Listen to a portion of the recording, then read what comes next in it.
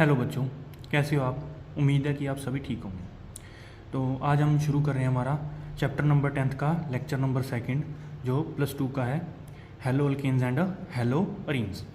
तो last lecture के अंदर हमने classification of haloalkane and haloarenes के बारे में पढ़ा था कि कैसे हमारे पास जो एरोमेटिक कंपाउंड्स हैं वो 2 टाइप के होते हैं और जो एलिफेटिक कंपाउंड्स हैं वो डिफरेंट टाइप के जो होते हैं। तो आज हम शुरू करें हमारा जो प्रिपरेशंस ऑफ हेलो अल्केन्स हैं। तो प्रिपरेशन को स्टार्ट करने से पहले हमें जो हेलो अल्केन्स के अंदर जो हेलोजन एटम और कार्बन के बीच में जो बॉन्ड होता है ना, उसके बारे में पढ़ना जरूरी है कि वो बॉन्ड किस टाइप का होता है। Nature of CX bond, X यहाँ पे क्या है, हेलोजन एटम। ठीक है, तो इन हेलोजन एटम्स जो डेरिवेटिव्स होते हैं, हेलोजन डेरिवेटिव्स जो होते हैं हाइड्रोकार्बन्स के, in halogen derivatives of hydrocarbons carbon is attach to halogen atom and there is a difference between electronegativity of carbon and halogen. जो कार्बन है वो क्या होता है, हेलोजन एटम के साथ जुड़ा होता है। ठीक है, ये कार्बन जो है हेलोजन एटम के साथ में जुड़ा है और इन दोनों के अंदर जो है इलेक्ट्रोनेगेटिविटीज का डिफरेंस है। हमें पता है कि हेलोजन्स जो होते हैं अपने पीरियड के अंदर सबसे ज़्यादा इलेक्ट्रोनेगेटिव एटम्स होते हैं। तो इसका मीनिंग कार्बन की इलेक्ट्रोनेगेटिविटी उससे क्या होगी, कम होगी हमेशा। ठीक है, तो अगर इसकी इलेक्ट्रोनेगेटिविटी कम है तो इसके बीच में जो शेयर्ड पेयर्ड इलेक्ट्रॉन्स पड़े होंगे वो शेयर्ड पेयर्ड इलेक्ट्रॉन्स थोड़े से डिस्प्लेस हो जाएंगे किसकी तरफ, हेलोजन की तरफ। तो अगर हेलोजन की तरफ थोड़े से डिस्प्लेस होंगे तो हेलोजन एटम के ऊपर पार्शियल नेगेटिव चार्ज आएगा और कार्बन के ऊपर पार्शियल पॉजिटिव चार्ज आएगा। इसका मीनिंग है so the CX bond is polar in nature. इसका मीनिंग है कि CX बॉन्ड जो है वो नेचर के अंदर क्या है, पोलर है। उसके ऊपर पोलैरिटी आ रही है, मीन्स नेगेटिव पॉजिटिव चार्जेस आ रहे हैं। ठीक है, वो कंप्लीट पोलर नहीं है, थोड़ी सी पोलैरिटी है, मीन्स वो पूरा का पूरा उसके ऊपर चार्ज नहीं आ रहा, इसके ऊपर पार्शियल चार्ज है।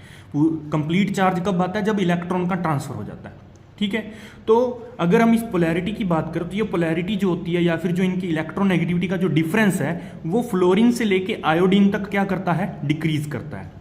As we move from fluorine to iodine, अगर हम फ्लोरीन से आयोडीन की तरफ मूव करते हैं हेलोजन के एटम्स के अंदर, the electronegativity of halogen decreases. जो हेलोजन एटम है उसकी इलेक्ट्रोनेगेटिविटी क्या होती है, डिक्रीज होती है। So the polarity of CX bond also decreases. इसका मीनिंग जो ये CX बॉन्ड है इसकी पोलैरिटी जो है वो भी क्या हो जाएगी, डिक्रीज हो जाएगी। मीन्स CF बॉन्ड जो है सबसे ज्यादा पोलर होगा और CCl जो C और Cl के बीच में, कार्बन और क्लोरीन के बीच में बॉन्ड होगा वो थोड़ा सा क्या होगा, कम।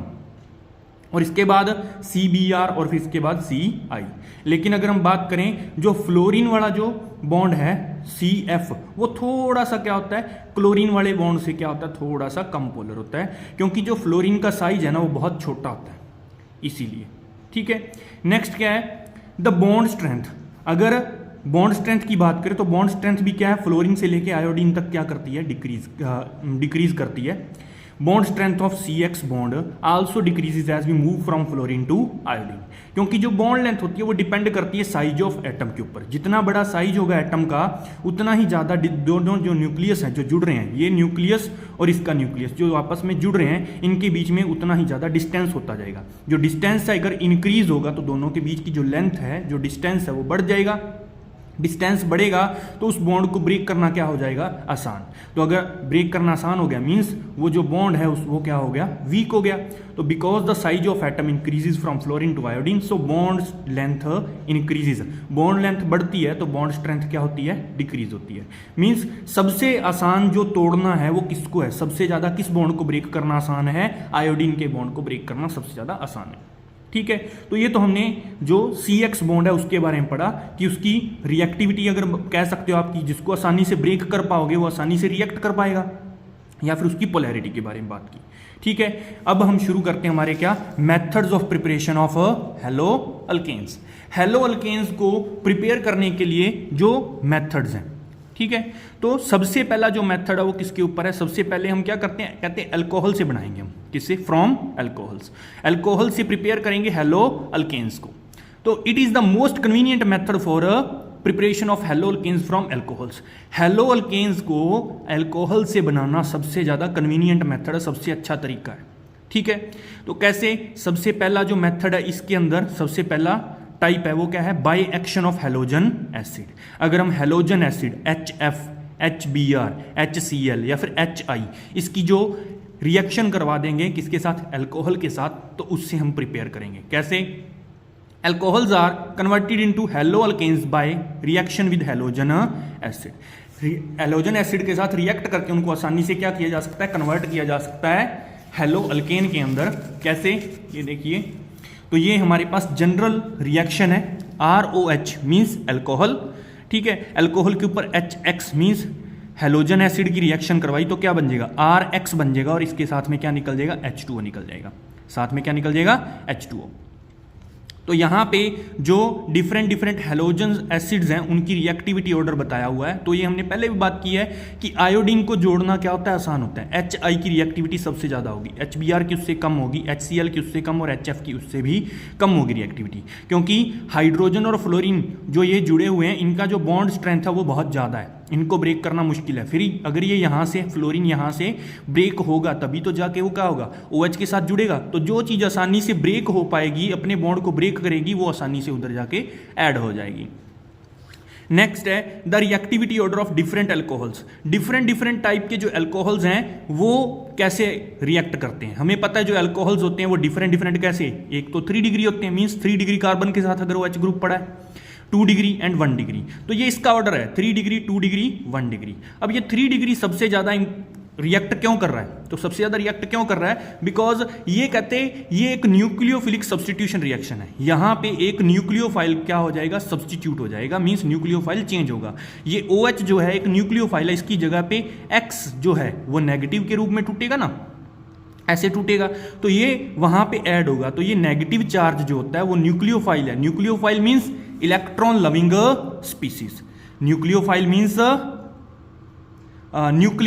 न्यूक्लियस लविंग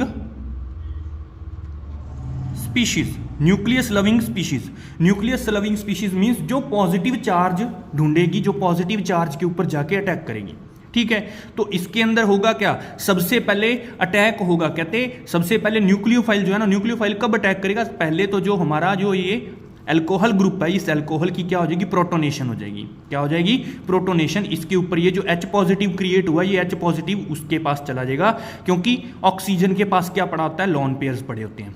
तो एक लॉन पेयर के साथ में ये जाके बॉन्डिंग फॉर्म कर लेगा, तो क्या बन जाएगा, ROH2 पॉजिटिव, ये बन गया। अब इसके ऊपर कौन अटैक करेगा, X नेगेटिव। X नेगेटिव इसके ऊपर अटैक करेगा तो ये बैक साइड से जाके इसके ऊपर अटैक शुरू कर देगा। जब ये बैक साइड से इसके ऊपर जाएगा तो ये इसके साथ बॉन्डिंग फॉर्म शुरू करेगा, इसके साथ बॉन्ड फॉर्म करना शुरू कर देगा, और ये जो है ऑक्सीजन, ये यहाँ से दोनों इलेक्ट्रॉन लेके चला जाएगा, क्योंकि ये ज़्यादा इलेक्ट्रोनेगेटिव एटम है।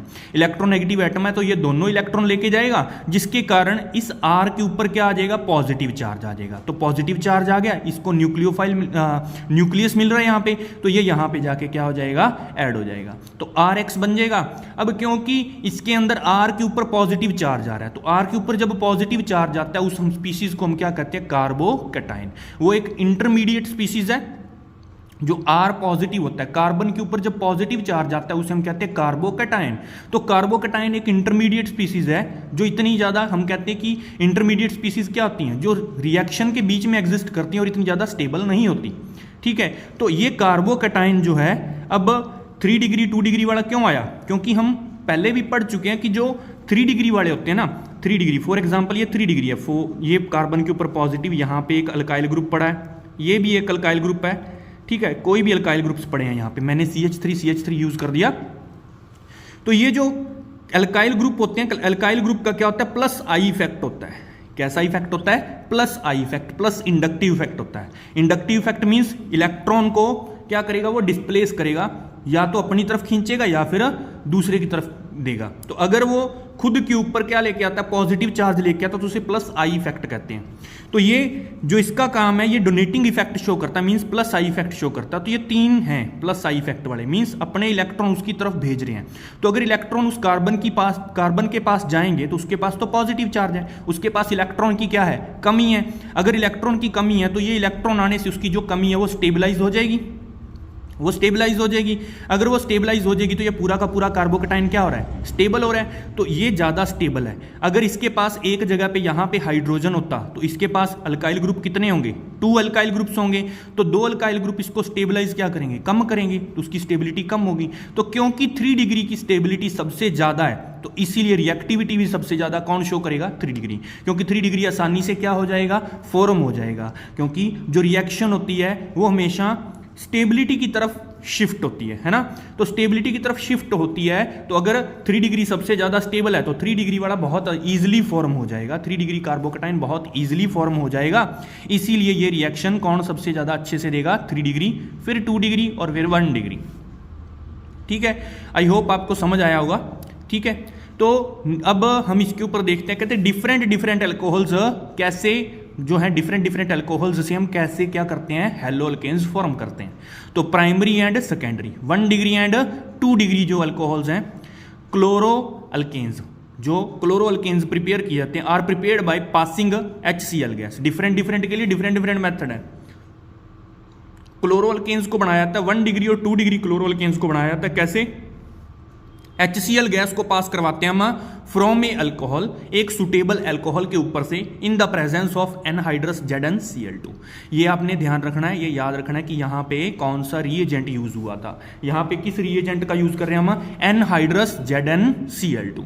तो एनहाइड्रस ZnCl2 की प्रेजेंस में हम क्या करेंगे, HCl गैस पास करवा देंगे। तो अगर ये हमारे पास एनहाइड्रस क्या है, ZnCl2 पड़ा है, HCl यहाँ पे यूज किया हमने किसके अंदर, ये इथेनॉल है, इथेनॉल के ऊपर किया, तो यहाँ पे क्या हो गया, CH3CH2Cl मीन्स क्लोरो इथेन बन गया। इसी टाइप से ये 2 डिग्री है, 2 डिग्री अल्कोहल है, इसके ऊपर भी ये सेम टू सेम एक्शन करवाएंगे तो क्या हो जाएगा, यहाँ पे क्लोरो ग्रुप जुड़ जाएगा। तो इस टाइप से हम प्राइमरी और सेकेंडरी क्लोरो अल्केन्स फॉर्म कर सकते हैं, किससे, HCl गैस पास करवा के एनहाइड्रस ZnCl2 की प्रेजेंस में। ठीक है, नेक्स्ट क्या है, tertiary alcohols. Tertiary alcohols react easily, क्योंकि टर्शरी जो होता है, टर्शरी आसानी से क्या करता है, टर्शरी जो अल्कोहल होता है आसानी से क्या करेगा, यहाँ पे टर्शरी कार्बन है, टर्शरी कार्बन आसानी से क्या करेगा, कार्बोकेटाइन फॉर्म करेगा। तो मीन्स ये फैसिलेट कर देगा रिएक्शन को, ये रिएक्शन को क्या कर देगा, फैसिलेट कर देगा। इसीलिए यहाँ पे किसी कैटालिस्ट वगैरह की जरूरत नहीं है, एक्स्ट्रा रिएजेंट की जरूरत नहीं है। तो tertiary alcohols react easily with the concentrated HCl, concentrated HCl के आसानी से रिएक्ट करते हैं at room temperature in the absence of anhydrous ZnCl2। तो इसकी जरूरत हमें यहाँ पे नहीं पड़ेगी, तो रूम टेम्परेचर के ऊपर ये रिएक्शन हो जाएगी और यहाँ पे टर्शरी हेलो अल्केन फॉर्म हो जाएगा, टर्शरी क्लोरो अल्केन फॉर्म हो जाएगा और साथ में क्या निकल जाएगा, वाटर। ठीक है, आपको अच्छे समझ आई। तो अगर आपको यहाँ तक कोई प्रॉब्लम आती है तो आप मैसेज कर सकते हो, कमेंट कर सकते हो। ठीक है, नेक्स्ट है हमारे पास preparation of bromo alkanes. Bromo alkanes को फॉर्म करने का क्या मेथड है, they are prepared by refluxing alcohol with the constant boiling. इसको क्या करना है हमने, they are prepared by refluxing alcohol with the constant boiling. Reflux किया जाता है अल्कोहल के साथ में, refluxing alcohol with the constant boiling HBr, 48% HBr। ये जो हमारा ब्रोमिक जो हाइड्रोब्रोमिक एसिड है, इसके ये कितना होना चाहिए, 48% होना चाहिए, और हमारे सल्फ्यूरिक एसिड की प्रेजेंस में होता है। ये कंसंट्रेटेड सल्फ्यूरिक एसिड है, उसके साथ में रिएक्शन करवानी है। ठीक है, तो इसके साथ जब रिएक्शन करवाएंगे तो क्या हो जाएगा, यहाँ पे ब्रोमीन जुड़ जाएगा, ब्रोमीन ऐड हो जाएगा। तो इस टाइप से ब्रोमो अल्केन्स फॉर्म होते हैं, इसके लिए डिफरेंट मेथड है। इसी टाइप से iodo alkanes are prepared by refluxing alcohol with the 57% HI।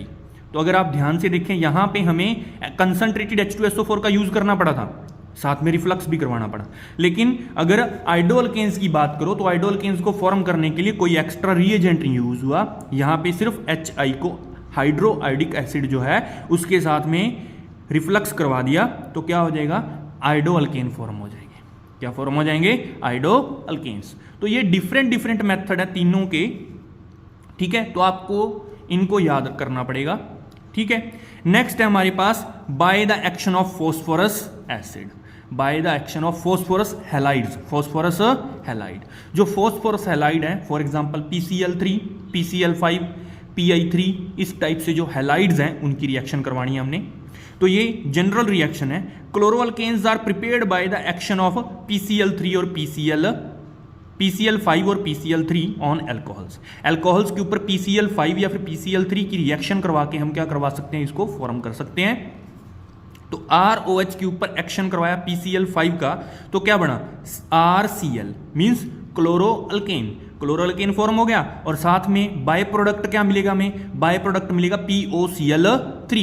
POCl3 phosphorus oxychloride, phosphorus oxychloride और साथ में HCl। ठीक है, ये यहां पे दो बाय प्रोडक्ट्स मिल जाएंगे हमें। तो नेक्स्ट क्या है हमारे पास, जब जो PCl3 के साथ रिएक्शन करेगा एल्कोहल, तो एल्कोहल के 3 मॉलिक्यूल यहां पे, कितने मॉलिक्यूल्स, 3 मॉलिक्यूल्स रिएक्ट करेंगे फॉस्फोरस ट्राइक्लोराइड के साथ में, तो क्या बनेगा हमारे पास 3 मॉलिक्यूल्स बन जाएंगे, 3 मॉलिक्यूल्स बन जाएंगे क्लोरोअल्केन के। और 3 मॉलिक्यूल्स के साथ में क्या मिलेगा, साथ में फॉस्फोरस एसिड मिलेगा। क्या मिलेगा, phosphorous acid H3PO3। Similar way से ही जो ब्रोमोअल्केन है और आइडोअल्केन है, ये भी इसी टाइप से फॉर्म हो जाएंगे।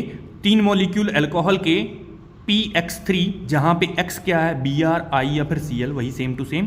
तो यहां पे 3 मॉलिक्यूल जो है क्या मिल जाएंगे, हेलोअल्केन के मिल जाएंगे, साथ में फॉस्फोरस एसिड मिल जाएगा, साथ में क्या मिल जाएगा, फॉस्फोरस एसिड। तो यहां पे हमारे पास एक्स्ट्रा क्या है, ये नोट कर लेना आपने ध्यान से, क्या है, PCl